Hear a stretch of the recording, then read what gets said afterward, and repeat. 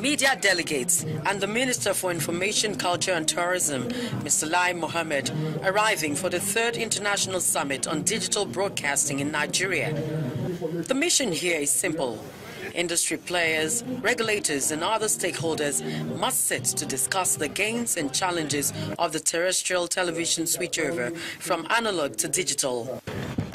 The Minister of Information and Culture, Mr. Lai Mohammed, declares the summit open by identifying scientific audience measurement as the oil that will grease the wheels of digital success.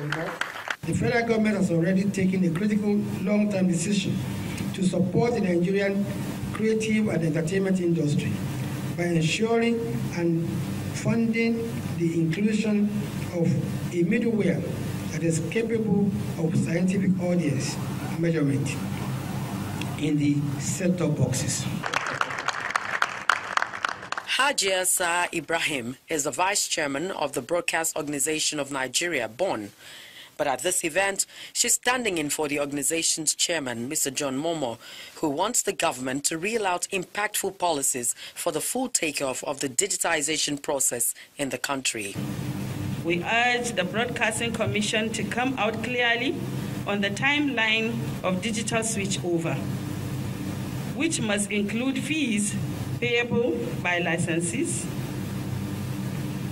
compensation to the organization whose equipment will be taken over, who will benefit from the spectrum that will be sold, since licensees currently have paid for them and will also pay for them during the digitization process.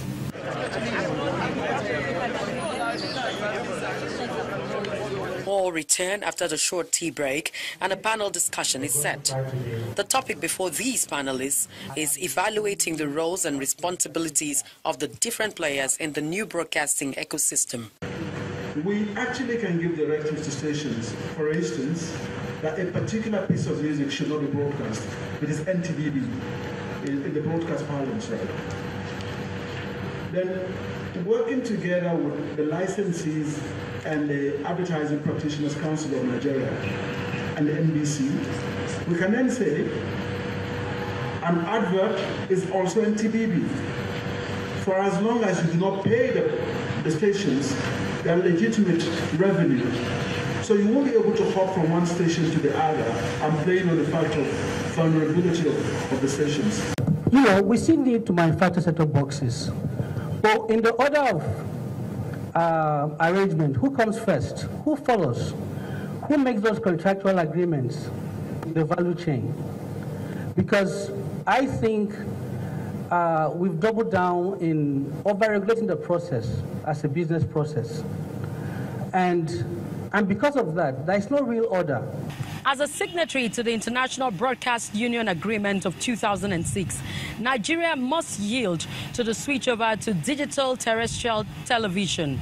But there are a host of challenges facing the switch, and that's particularly in the value chain, from the regulators to the consumers. The value chain in our process has been broken down in such a way that the transmitting systems or the transmitting companies, who are distribution companies, now stand alone and only do one single activity without being able to say, let's commercialize the activity of bringing the content from broadcasters and then transmitting at the other end.